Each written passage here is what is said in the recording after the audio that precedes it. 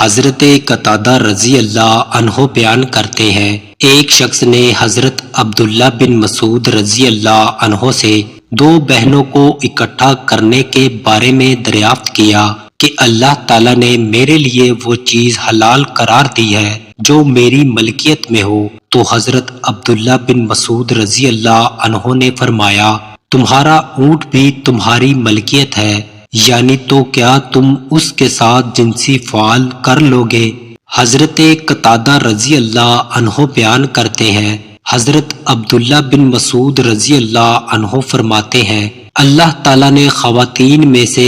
12 خواتین کو حرام قرار دیا ہے اور میں مزید 12 خواتین کو مکروہ قرار دیتا ہوں۔ کنیز اور اس کی ماں، 2 کنیز بہنیں، کہ ان دونوں کو صحبت کرنے میں اکٹھا کیا جائے، وہ کنیز جس کے ساتھ تمہارے باپ نے صحبت کی ہو، وہ کنیز جس کے ساتھ تمہارے بیٹے نے صحبت کی ہو، وہ کنیز جس نے زنا کا ارتکاب کیا ہو،